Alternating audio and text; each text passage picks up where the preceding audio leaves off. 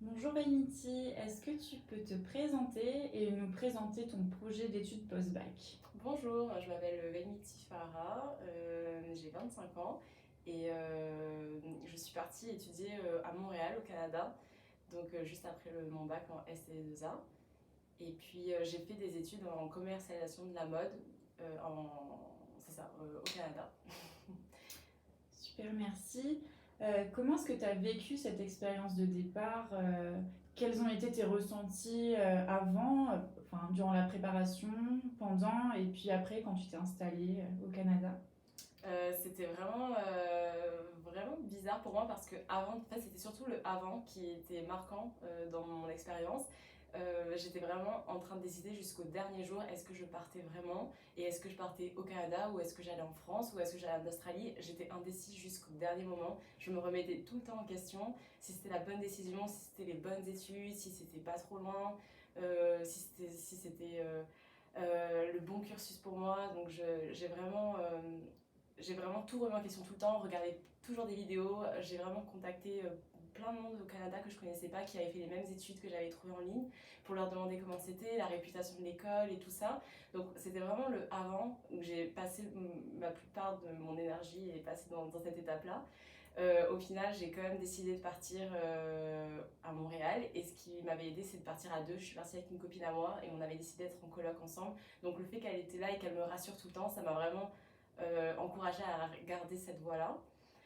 Quand je suis arrivée, c'était un sentiment bizarre aussi parce que je me sentais vraiment en vacances et pas vraiment là pour étudier. Donc on sortait beaucoup, c'est sûr qu'on avait nos études, mais tu sais, le fait de vivre toute seule, donc en colocation entre copines, de découvrir une nouvelle ville, des nouvelles personnes, c'était vraiment une ambiance très festive et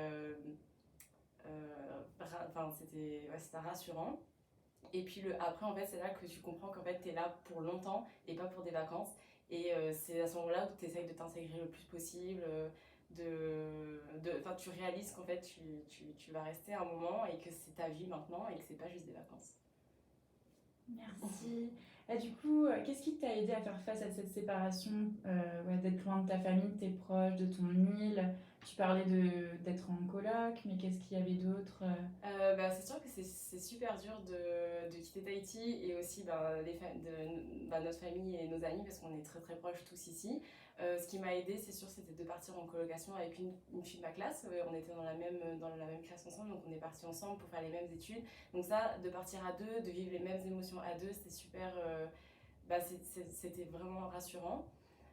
Ensuite, sur place, en fait, il y a vraiment une grosse communauté de Tahiti partout, que ce soit à Montréal et je suis sûre qu'en France aussi et dans d'autres pays. Donc il y a vraiment tout le temps des associations et ils font beaucoup d'activités de groupe. Donc tu restes quand même entre Tahitiens, mais tu rencontres d'autres gens, donc tu as les meilleurs des deux mondes en fait. Et puis moi, ce que j'avais beaucoup fait, c'est beaucoup de bénévolat pour m'intégrer en fait dans la vie à Montréal. Donc j'allais partout, dans plein d'événements pour travailler. Et pour rencontrer beaucoup de monde et voir un peu leur façon de vivre pour m'intégrer en fait. Donc c'est un petit peu ça. D'accord. Et qu'est-ce que tu as envie de dire à un étudiant qui veut partir?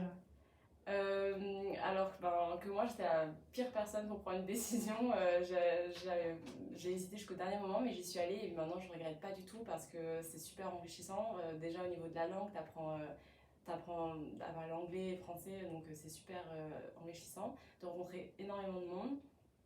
Et c'est ça, de revenir, avoir beaucoup plus d'expérience, de rencontrer des gens de partout et d'apprendre en fait à vivre toute seule et ça te fait vraiment grandir. Donc je pense que c'est une difficile décision mais que ça se fait. Tout le monde le fait donc ça se fait. Merci beaucoup, Beniti. Merci.